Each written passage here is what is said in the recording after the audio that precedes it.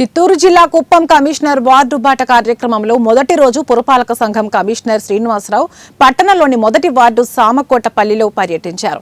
ప్రజల వద్దకి సమస్యల పరిష్కార వేదిక నిర్వహించారు. ఈ సందర్భంగా ఆయన మాట్లాడుతూ రాష్ట్ర ముఖ్యమంత్రి, జిల్లా కలెక్టర్, కడాపీడి తదితర అధికారులు నిర్వహించే సమస్యల పరిష్కార వేదిక కార్యక్రమానికి ప్రజల నుండి పెద్ద ఎత్తున వస్తున్న వినతులను చూసి వాటిలో చిన్న చిన్న సమస్యలను అక్కడికక్కడే పరిష్కరించాలనే ఉద్దేశంతో కార్యక్రమాన్ని ప్రారంభించడం జరిగిందన్నారు.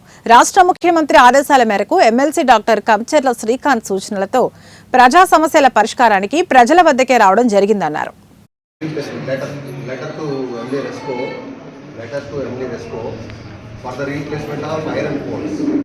ఒకటో వార్డు ప్రజలకి ఇక్కడ చేసిన టౌన్ అధ్యక్షుడు రాజ్ కుమార్ గారికి, సత్యేంద్ర ప్రసాద్ గారికి, గౌరవ ప్రజాప్రతినిధులు, ఇక్కడ యూనిట్ ఇన్ఛార్జి మరియు ఇక్కడికి వచ్చిన లబ్ధిదారులందరూ కూడా నమస్కారం.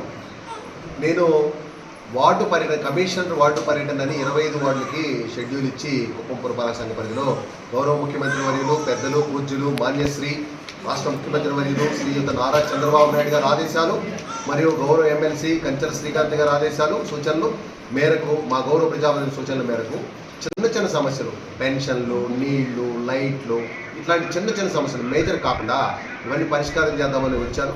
ఈరోజు మొదలు పెడితే నేను ఊహించింది ఒకటి, పెద్ద సమస్యలేమి ఉండవు అని వస్తే ఇక్కడికి చాలా చిన్న చిన్న కారణాలతో పెన్షన్లు ఇప్పటికి 3 అర్జీలు పరిశీలిస్తే చాలా బాధాకరం.